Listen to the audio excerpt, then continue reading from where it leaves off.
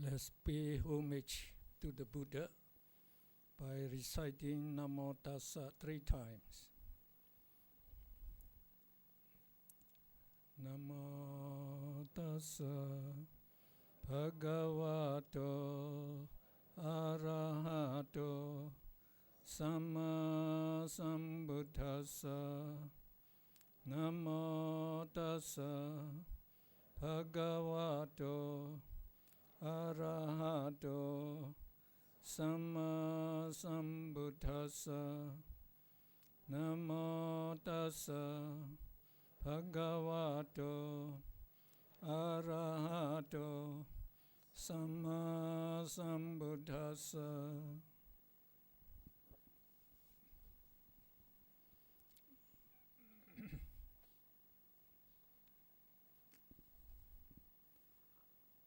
Dear Dhamma friends,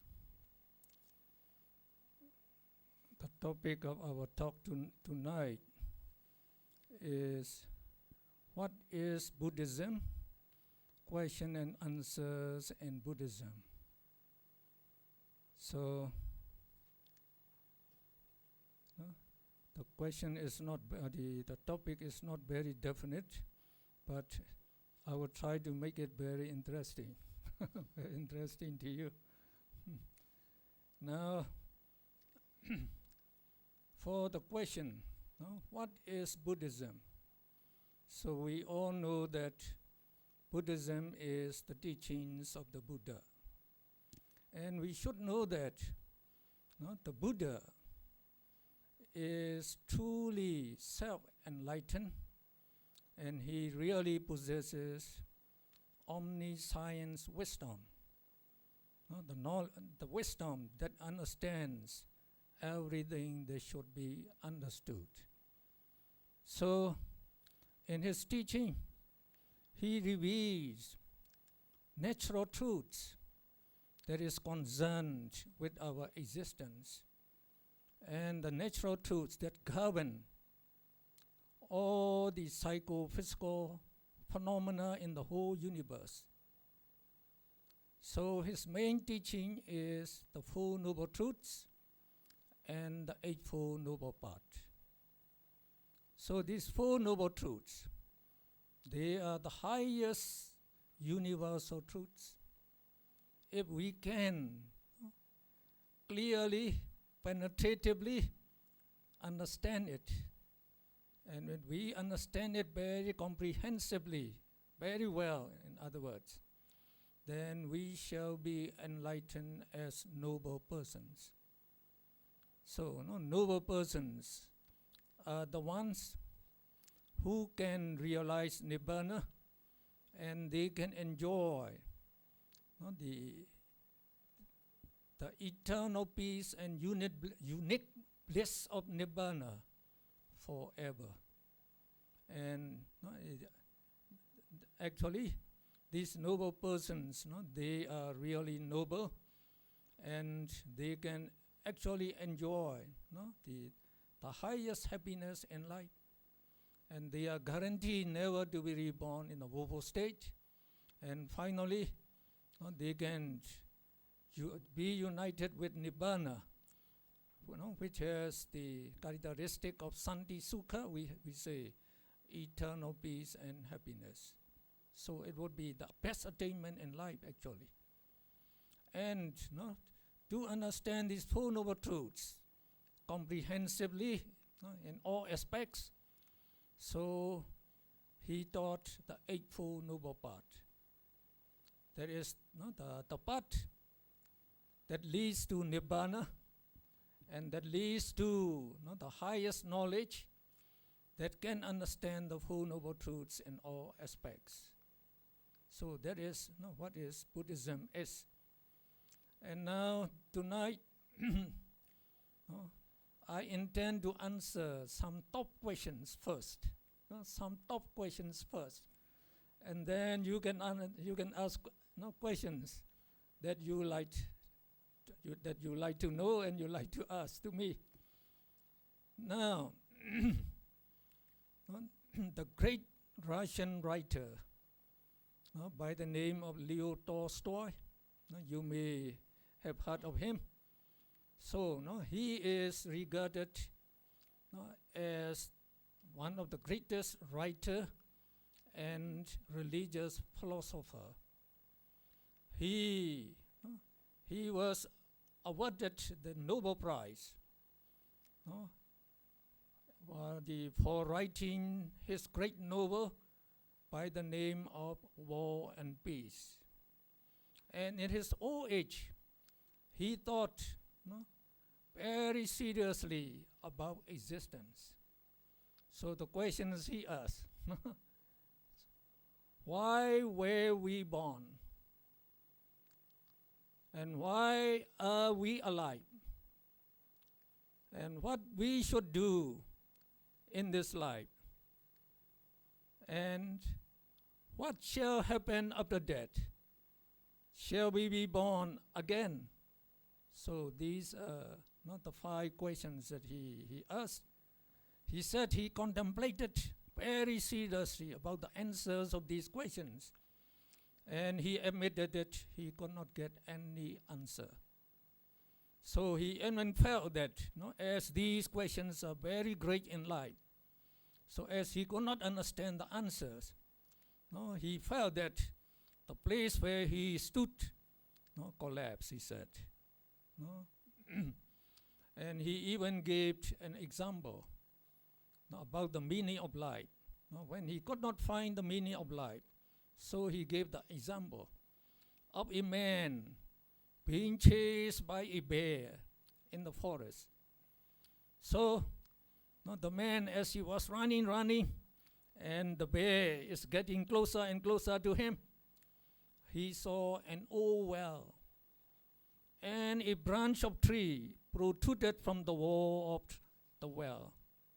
So he jumped down, and he grasped the branch, and he clung on the branch. So the bear was standing on the well, looking at him. You come up, I will kill you. When he looked down, he saw a big python. Python is a snake, big snake with green eyes, watching him. If you fell down, I will swallow you. I will swallow you. Now he said, how long can he cling to this this branch? And he also saw the 2 rats. One is white and one is black. Actually, they represented the day and night. So the 2 rats were also biting that branch, biting it. So sooner or later, the branch may break, and he might fall, and he would die. If he came up, he would die. So he said, there's no escape from death. No escape from death. And he was perspiring, and he became thirsty and hungry. And by looking around, he could see some drops of honey on the leaves of the branch. So he said, without shame, as his hands cannot be moved from the branch, he tried to lick that drops of honey. So he said, life is just like that man. Our existence just like that man. We are having little pleasure, like enjoying the sense pleasure, just like the licking the drops of honey. And there's no escape from death. And life has no meaning, he said, other than waiting for death. So that is what he thought of life. Now, to answer these 5 questions, the great questions actually, no philosophers, no psychologists, no scientists can answer this question actually. And the Buddha, he discovered the answers to these questions on the night of his enlightenment as a Buddha.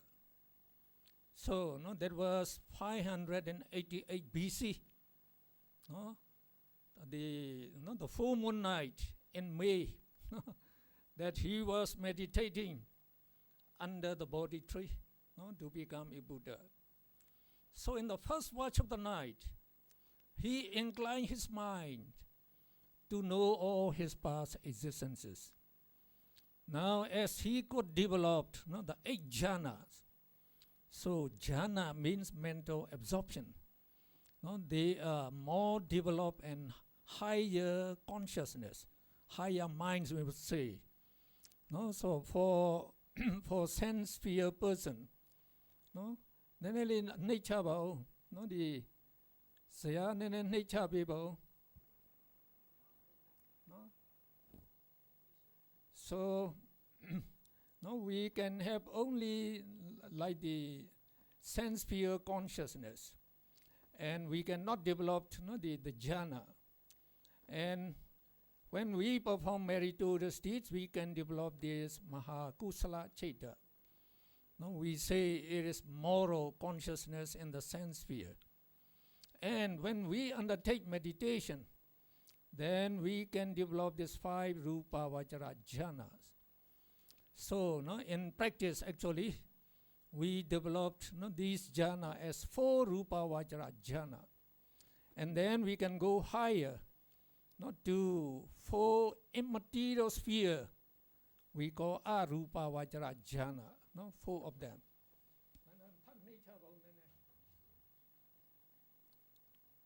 So he master in developing this 8 jhana, 4 rupa vajra jhana and 4 rupa vajra jhana. He has been practicing these jhanas in many ways. He became very skillful, and because of that his mind became very powerful. Just inclining his mind to see all his past existences, he attained the supernormal power of seeing past existences. And we call it Pubbe Nivasanusati Abhinyana.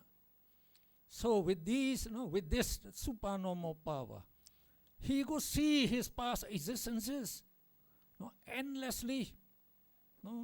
So starting from the existence of Sumedha, when he attained the prophecy to become a Buddha. So for 400, we say 4 incalculable aeon. In Pali we say asankhya. So in English we say incalculable aeon, very long aeon. And 100,000 world cycles ago, he was the Bodhisattva Sumedha. So he could see all the existences, to Sumedha, and again, beyond that, and he found that, the number of the past existences is unlimited, no limit. And then, when he came to the middle watch, he again inclined his mind to see all the planes of existence. So he could see all 31 planes of existence. So in our solar system, so we have the 31 planes of existence. So we have the 11 planes in the sense sphere. So that is human realm and 6 celestial realm and 4 woeful abodes. And then we have the 16 rupa brahma realms and 4 arupa brahma realms. So altogether 31 realms. So he could see all the inhabitants, all the living beings in these realms. Then he found that those in the woeful state, they were very miserable. And he wanted to know the reason. So again he inclined his mind, the reason why they are so poor. And he could see they have done immoral actions, unwholesome actions in the past. And because of that, we say the karma, the bad karma, they have to suffer misery. Then when you look at celestial beings and the Brahmas, they are very, very blissful. So they are very, they are enjoying Like the celestial being, they enjoy very great sense pleasure, much superior than human sense pleasure, they say. No? So again, he inclined his mind to know the reason, and he could see they have done meritorious deeds. And like the Brahmas, they have developed the jhanas in the previous lives, no, to get these existences. So he know about karma and their result. And then also that living beings have, no, uncountable past existences. Now, when it comes to the third watch of the night, so the night is divided into 3 watches. So that means 4 hours each. So the third watch would be 2 a.m. to 6 a.m. So during that time, he tried to correlate all his findings. And he tried to find why we were born again and again in so many existences. Then he discovered the doctrine of dependent origination. So in Pali we say paticca samuppada. The doctrine of dependent origination that explained very clearly and very rationally why all living beings are born again and again. So, so to be born again and again is called samsara, the round of rebirth we call it. So we have to be, we have to go through the round of rebirth, all of us, all of us. So we have uncountable the existence already, but we don't know. No, we don't know. Now, in his doctrine, he discovered the causes why we were born. There were 5 causes. So these 5 causes, they actually deal with ultimate realities that really exist in the universe. So these ultimate realities are not known by any scholar, by any philosopher, psychologist, etc. Only the Buddha knew them. The Buddha could see them by his direct knowledge. And he also showed the way that we can also see them in meditation. So that means when we can develop the jhana, the jhana mind, and then when we undertook the insight meditation we call vipassana, we can see all what the Buddha taught actually. So the Buddha is the greatest scientist, we might say, because he taught both in principles and also in practicals. So he described the practical. There is Eightfold Noble Path.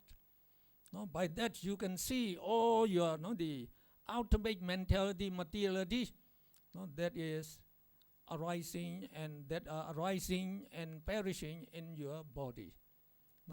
So he say the first cause is ignorance. So ignorance is immoral mental factor. It is the leader of the immoral mental factors. So it is the main cause of all suffering in the world actually. Because it blinds our mind so that we cannot see our past existences. And we don't know about our future existences. And then we don't know the causal relations of dependent origination. And because of that, the Buddha said, we have to be born again and again. Because we don't know the causal relations of dependent origination. And also because we don't know the Four Noble Truths. Well, if we know the Four Noble Truths, we will be a noble person. Then when we become arahats, we shall not be born again. And also we don't know the true nature of sense objects. Now when we say sense objects, that includes all living beings and non-living things. We see them, but we don't know the true nature of these sense objects. Now the Buddha said all living beings, we are made up of body and mind, we say. Body and mind. And science know that the body is made up of atoms, and atoms are made up of electrons, protons, and neutrons. And the Buddha said that electron, proton, neutrons are not ultimate realities yet. Not ultimate materialities. They are material groups, he says. So he could analyze them, not to find the ultimate materialities. So he said 28 types of ultimate materialities that make up the bodies of living beings. And he could also see the mind. The mind could not be detected by scientific instruments up till now. Scientists and psychologists who are supposed to know about the mind. Psycho means the mind. They don't know what the mind really is.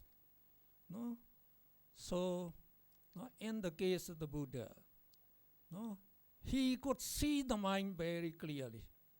And he also showed the way that we can also see. And not only see, he analyzed it. He analyzed it. And he found that the mind is made up of consciousness and mental factors. Consciousness is the core, the forerunner of the mind.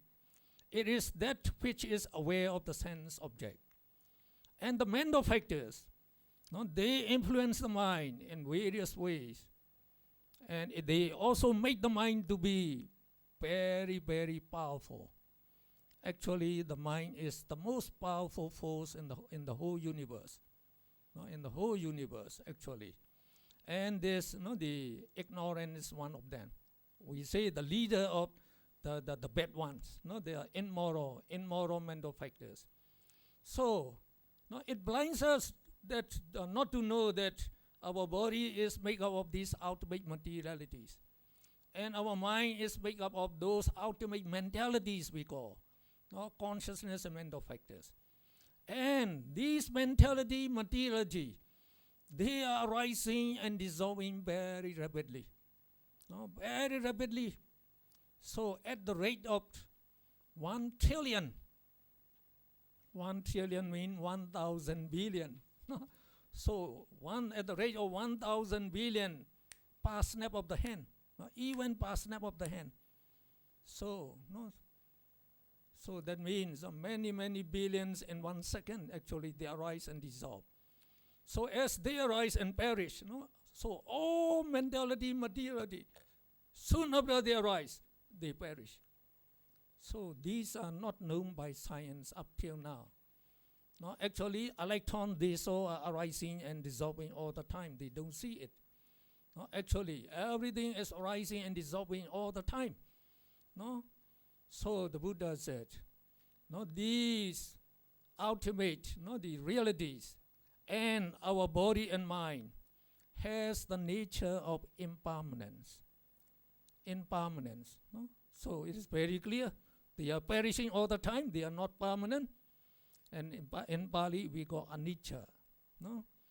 And to be tortured incessantly by the dissolution of these mentality, materiality, really amounts to suffering. And we call it in Pali dukkha, suffering. And then there's no self, no person, no woman, no man, no I actually, because only these ultimate mentality, materiality exist, and they arise and dissolve, all of them. So no person actually exists. So that is very, very remarkable. And when we can see as taught by the Buddha, we cannot deny the teaching of the Buddha. It is correct.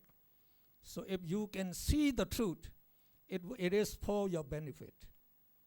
If you don't know the truth, thinking I exist, so everyone become very selfish, very sensitive.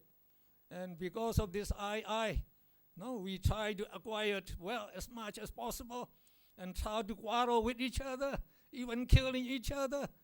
And because of this, the craving for wealth, so we even have 2 world wars already. So, and then the Buddha said, nobody is beautiful and no one is handsome. You may be disappointed to know this. but it is also the truth again. No?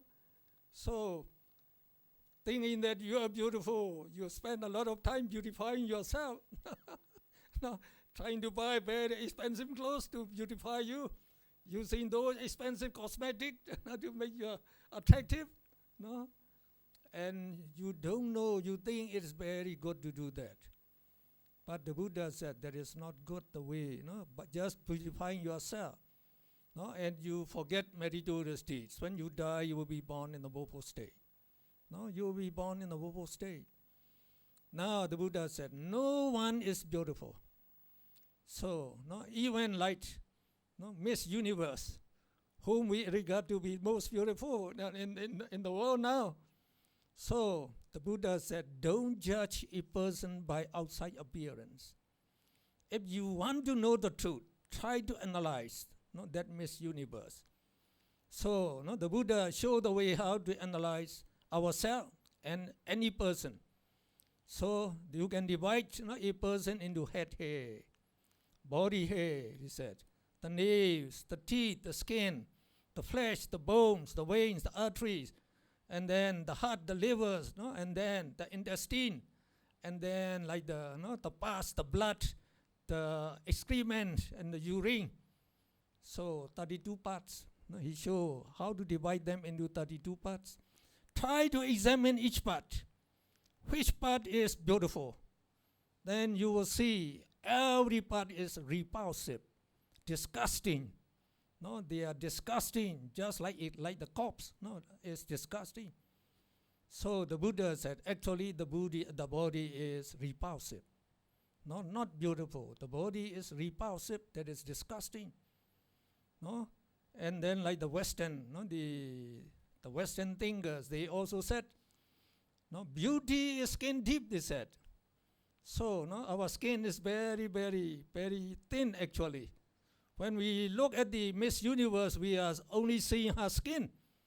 And we think that she is very beautiful and attractive.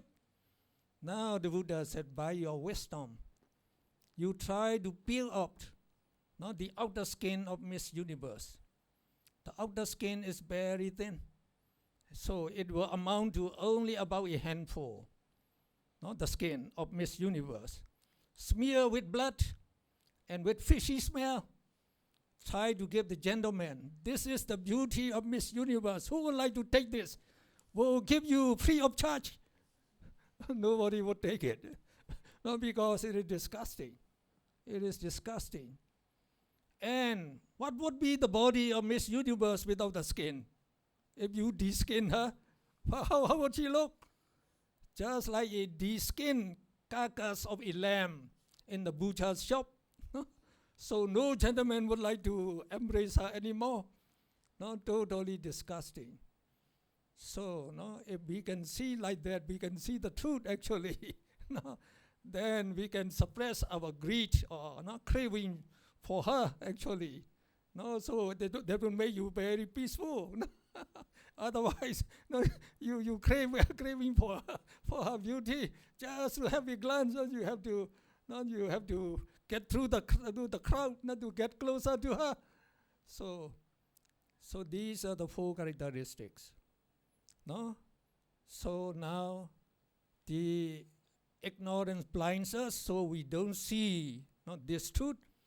We see even the opposite. When we don't see the truth, and we are blinded, we see the opposite. We say, oh, we are permanent. Since we were born, we exist, so we are permanent. So instead of impermanent, we say permanent. And we say enjoying sense pleasure is very blissful, so having this life is not pleasant. So instead of suffering, we say it's pleasant. Oh, this is I exist. Why? Yeah, you can see this is I. So instead of the Buddha said non-self. In Pali, we say anatta. So we take it as atta, self. Self exists, I exist, everybody exists, we say. And then the 4th one, instead of the Buddha said, your body is repulsive, we say, oh, my body is attractive, it is handsome.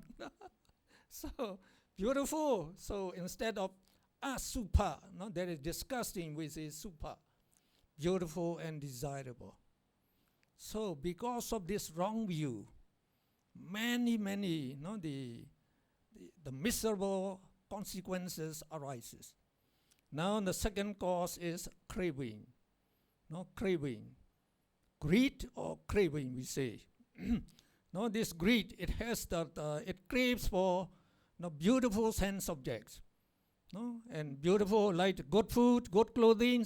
No, as the ignorance blinds us and gives us the wrong vision. Or we think, not the like the hamburger and Chinese noodles are very tasty, so we crave for it. No?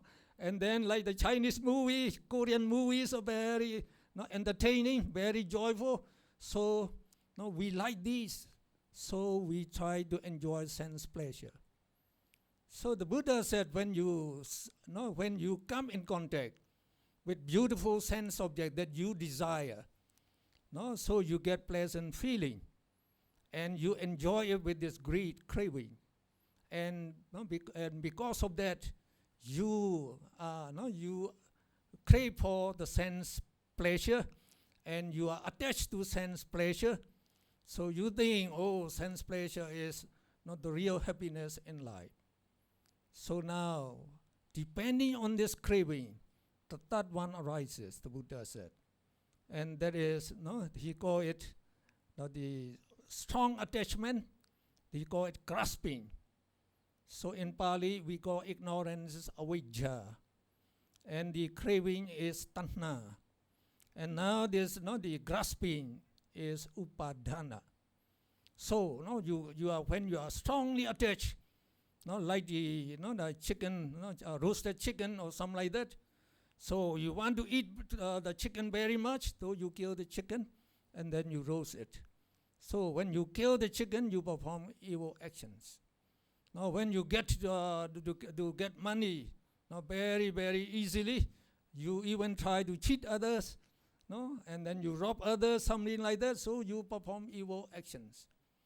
And then also, when you the heart, like the discourse of the Buddha. So if you perform meritorious deeds, you enjoy human happiness as well as celestial happiness. You will be born in celestial realm, and in human realm, as very rich people, you can enjoy as much as you like. So because of that, we crave for that, and we are strongly attached to that to become celestial being. We also perform meritorious deeds, not just like offering food to the monks, in this center every day. So they are performing meritorious deeds. So when you perform these actions, so when you perform the meritorious deeds, we say you perform them with these moral minds.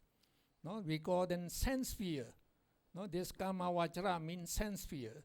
Sense sphere, moral minds. So, as the minds arise by many billions, per snap of the hand or per second.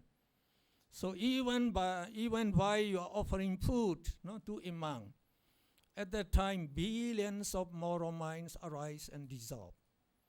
Now these minds, when they dissolve, they leave behind their karma property. Karma is action. Karma property is also called karma potency. Karma potency. They are just like the plant seeds. So the trees, they bear fruits. When you eat the fruits, the seed is left, you throw it away. And from that seed, a new plant grows again. So we have the cycle of the mango tree. From mango tree, you get mango fruit. From mango fruit, you get mango seed. From mango seed, you get mango tree again. And mango tree, mango fruit, mango seed. So it goes round and round. So endlessly, it will go round and round. Everything is going round and round like that.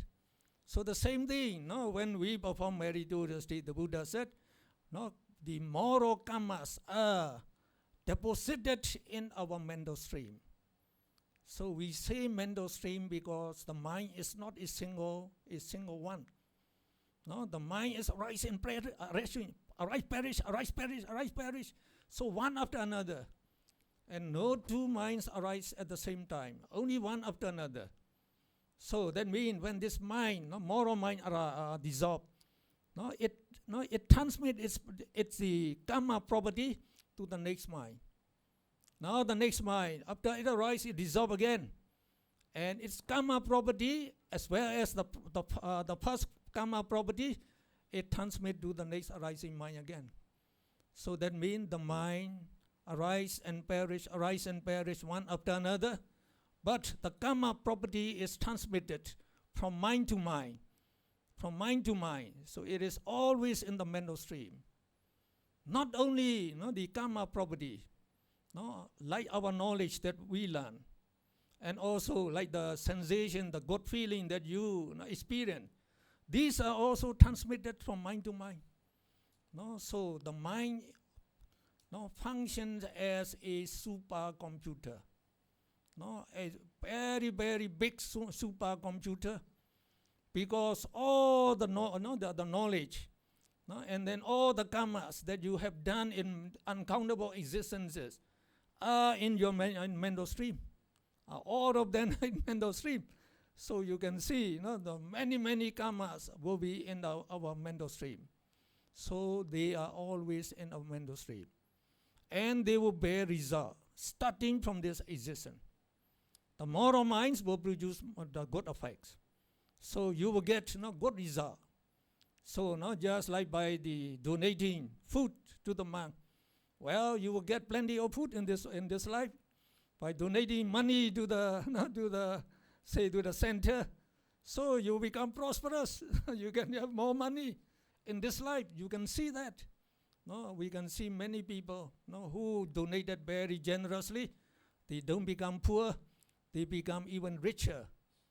Just like Bill Gates, the richest man in the world today. He donated 3 billion for medical research. So he owned more than 3 billion. So he never get poor. So the more you donate, the more you can get. So as while you are donating, there are billions of good karma arise and dissolve. So each karma can produce a blissful existence. So when you said we have billions of good karma, you will be born billion existences in the celestial realm. So the outturn is very, very very profitable actually. We say you donate $1 and you get $1 million in every future existence. So it's very good to donate actually. And the same thing when we perform immoral deeds, like killing a chicken or a fish, at that time billions of immoral minds arise, because you perform it with immoral consciousness. Akusala means immoral. So immoral mind, and they arise and dissolve, they leave behind immoral karma. So these immoral karma, they produce the bad result. As you kill the other living being, you may have accident that hurt you. And then also your business would not go well if you do a lot of the immoral karma. So we call this sankhara, karma formations. So by performing the actions, you develop the karma, the karma formation. Now these karma formations, with the support of the first three, ignorance, and then craving, and then grasping, they produce new existence. So remember, the karma seed, the karma property are compared with plant seeds. These plant seeds, if you keep them in a closed bottle, they will never grow into a plant. Now you have to place the seed on the earth, and you have to water it, and you must also give it the air and the light, then it will grow into a new existence. And the same thing in this karma, no? It needs the support of these avijja, tanha, upadana. Avijja, ignorance, is like the earth. Craving, tanha, is like the water. And the grasping, upadana, is like the light and the air. So it will produce a new existence. No?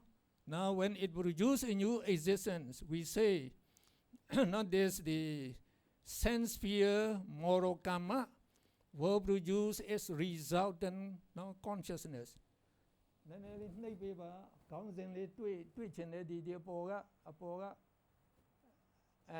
Okay. No, this is kusala, means moral consciousness. These vipaka mean resultant, the result of this karma. So, when the sense sphere karma produces result, it produces sense sphere resultant consciousness. And then when consciousness arises, mental factors also arise together. So you get mentality, no? So consciousness is called vijnana, and mentality is called the cetasika. So nama ru, you get that. And also the karma produce karma born materiality. So our body is made up of materiality produced by 4 causes. And the most important materiality is this karma born materiality. So the karma born materiality contains materiality life, the life of materiality, we say. And then all the important, like the eye, the eye, where the visible object can appear, the ear, where the sound can appear, the nose, the tongue, the body, are all the karma born materiality. So these karma born materiality they are very, very important. And also our sex organ, like the difference between male and female. So in the male we have male sex materiality. In the female we have female sex materiality. So they differentiate between the female and the male. And also the beauty. So also depend in this karma materiality. So this karma materiality is very, very important actually. So this karma, it produces 3 kinds. Now, in the case of the jhana, when you attain the jhana, also they produce the karma. So this, the moral karma. So these are the we say the 5 material sphere, moral karma, and their resultant consciousness. We produce a new system in the Rupa Brahma Ram as the Brahma. They are born as the Brahma. And then again, if you can develop the immaterial sphere, the kusala karma, then this the resultant consciousness will will produce your existence in the immaterial Brahma Ram. So immaterial means you don't have body, you have only minds there. In this the Brahma Ram. In the Rupa Brahma Ram, we have both mind and body. Both mind and body. So when this karma produces its result, just like in the human realm, the first produce materiality, karma born materiality. It forms a, we say, kalala fluid. Kalala fluid, very, very, very tiny fluid. So it contains the hot base there. The hot base is produced by the karma. Depending on that hot base, the resultant consciousness can arise. Without the hot base, it cannot arise. So materiality, mentality have to arise together.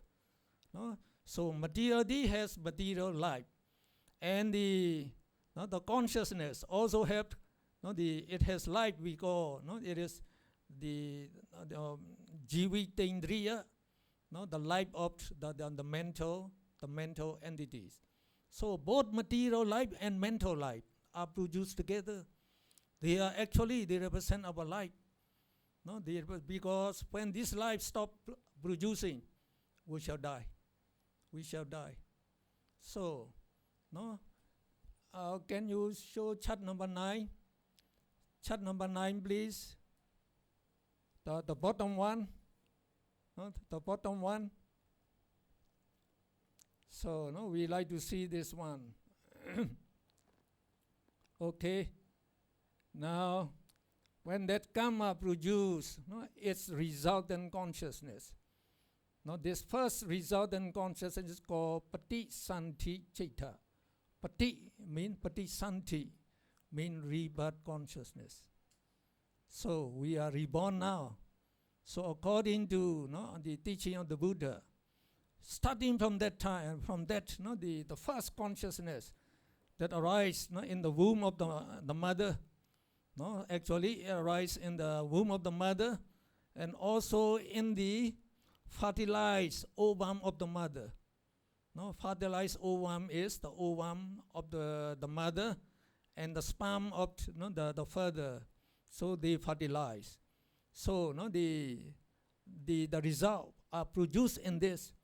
And this the fertilized ovum, they are supporting materiality. They support for the karma born materiality to arise in it.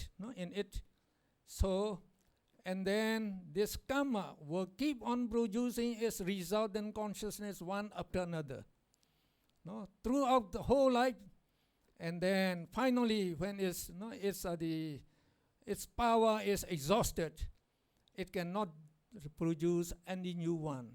Then we say that final one, after that final one, we shall die, and we call this dead consciousness. Dead consciousness.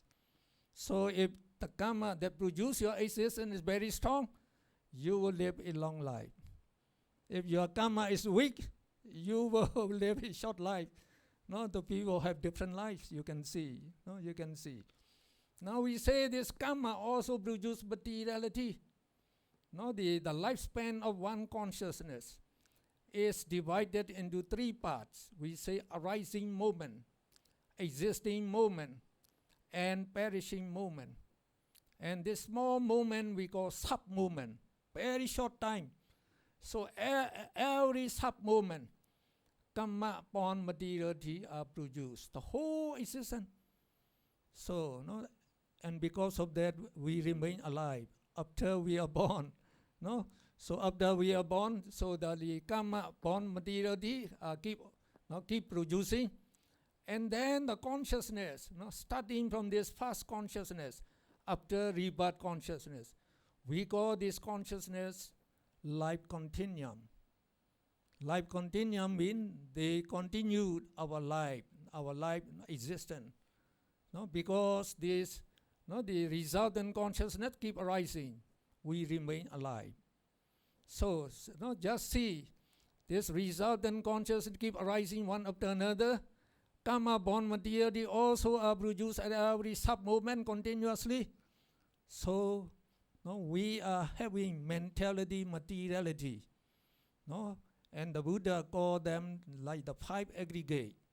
So in the mentality, we have 4 mental aggregate, and all the materiality are grouped together as materiality aggregate. So 5 aggregate means it is a person. It is a person. So from these, the kamaja born materiality, then we say the eye, the ear, the nose, the tongue, the body, they arise. They arise. So these are the sense door. The eye door, the ear door, the nose door, the tongue door, the body door. And then this life continuum is called the mind door. The mind door. Because very subtle objects that cannot appear in the eye, in the ear, they can appear in the mind door, in this mind. So we have 6 sense door. 6 sense door. If you have 6 sense door, 6 sense object come in contact when you are born. When you are born, 6 sense object come in contact. Then when they come in contact, you get, the contact is called phassa. And the phassa, the contact produces the feeling or the sensation. Vedana, we call it. So we say, because of these five causes, five effects arises. What are the five effects? So consciousness, resultant consciousness, and we call it consciousness aggregate. And then mental factors, so nama, rupam, in that nama is mental factors. And the mental factors, they represent three aggregate. The feeling aggregate, perception aggregate, and then aggregate of mental formations. So we get four mental aggregate, and materiality, the represent the materiality aggregate. So now the Buddha said, every one of us is made up of five aggregates. So if you have all the five aggregates, you are a living being. You are a living being. So now, this is the answer to why we were born. Because we have these five causes. Because of these five causes, now we are born. And then why we are alive? So we say this karma that produces our existence. Keep producing its resultant consciousness and mental factors, and the karmaja materiality throughout the whole life. And that is the main cause why we are alive. And then the second cause is the Buddha said, sabbe satta ahara titika. All living beings are supported by four nutriments to remain alive. So he called this the manosancetana ahara, this nutriment. Nutriment is the karma. And then the nutriment that we know is the nutriment present in edible food. In edible food. So we say to remain alive we have to eat regularly. Without food we shall die. So the food we eat is digested in the stomach, and then it they diffuse with blood throughout our body, and it came in contact with the internal nutriment. So the nutriment in the food we eat is called external nutriment, and the nutriment in our body cells are called internal nutriment. They have to be in contact, and then they produce nutriment-born materiality, or we could say the cells, so that die every second. So like the doctors know that our body cells, many millions of our body cells are dying every second. Now they produce this the nutriment-born materiality at every sub-movement. So every sub-movement they keep producing, so to replenish the lost the cells. And also we have another two causes. So the Buddha said, the Chaitanya Rupa, mind-born materiality. So all this mind, when they arise, they produce materiality, and we call them mind-born materiality. And we can see all these in meditation. What we are describing now, you have to see in meditation. Like in the Park meditation. So here, the teacher will guide you to attain, to develop. First you have to develop pure morality, and then pure mind. Pure mind means you have to attain the jhana. And then when you go into the insight meditation, you have to see this. You have to see all the causal relations of dependent origination. You have to see them. Only then you understand about the life process in detail. And you also know what is happening in our life. Only these the causal relations of dependent origination are happening all the time. All the time. So now the causes produce five effects. What are the five effects? So we say resultant consciousness and mental factors. They produce they represent three mental aggregates. We get 4 mental aggregates, and materiality, so we get 5 aggregates. No? So now this mind-born materiality is very important again. So now we say when we move the hand, no, according to science, we think that the brain, no, gives the command, no, gives the instruction, and the muscle, no, they work so that we can move the hand. And that is not the whole story.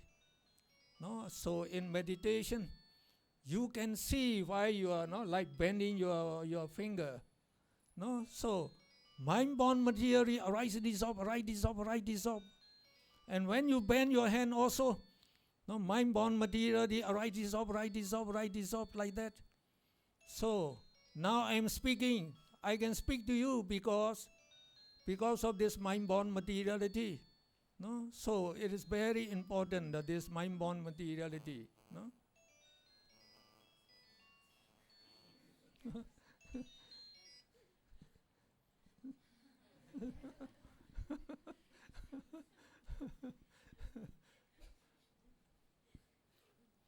And then we had also the heat-born materiality.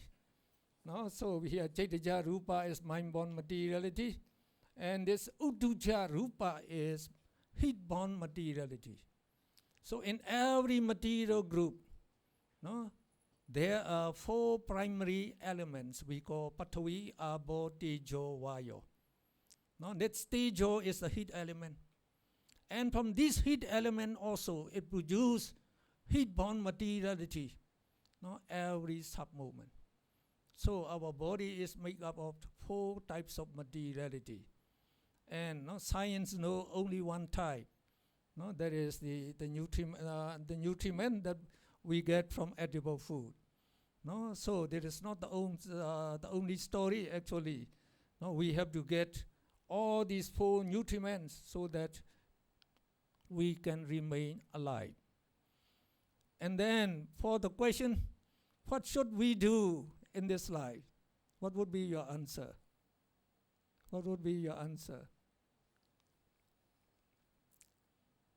So, no, I will try to tell in greater detail in the tomorrow talk. So now, to know that, we have to know karma and its effect. No, the mind has the property of karma and its effect. We have just discussed already there. No, so moral minds will produce moral karma. Moral karma will produce woeful existence. When you die, you will be born in woeful existence, life after life. No, so no, that chaita, the consciousness, that they can arise by billions. No, even in 1 second is very important. So even when you kill a chicken, so you just cut the throat of the chicken with a knife. No, you think it's just 1 second. So even in that 1 second, no, so billions of immoral minds arise and billions of immoral karma are produced. And you can be born in the woeful realm for a billion existences for that. No, during the Buddha's time, no, there is a female arahat, no, by the name of Dhammadina. So she is foremost in giving the Dhamma talk. And no, as an arahat, she also possessed supernormal power to know the past existences. And when she looked at her past existences, she said in one existence, she was the wife of a Brahmin. And one day, a close friend of that Brahmin came to their house. So the Brahmin requested her to cook good food. And she went to the market. So at that time, they have only the morning market. So she went late, she could not get any meat. So she thought without meat, the food would not be very good. So what she did is, she killed a little lamb that she reared in her house. Just imagine that little lamb is very, very lovely actually. very friendly with this lady, but she killed it, because just to cook for the guests. So her husband and the guests, they admire her. Oh, you're a very good cook, very good housewife, they said. But when she died, because of that, she was born in hell. No, in hell. So, no, at that time, no, they don't know the teaching of the Buddha. So they are just the Brahmin. So the Brahmin, they also believe that the animals are created by the Brahma for their use, for the use of the human being. By killing them, they say no sin. So she killed. But what they said is not correct. So because of that, she have to suffer in hell for a long time. So when you suffer in hell for a long time, that means not just like you are burnt with hellfire, and then you're put in the molten iron, something like that. You would die, and then the karma keep producing your existence again. So die born, die born, die born. So you suffer millions of existence already there. And when she escaped from the hell, she was born as animals, as many times as there are hairs on the body of the little lamb that she killed. How many hairs in the body of the lamb? So that existence she had, she was born, and every existence, her throat was cut while she was still young. As she cut the young lamb, so she was cut in the same way while she was young. So that's why the Buddha said, don't kill any living being. Don't kill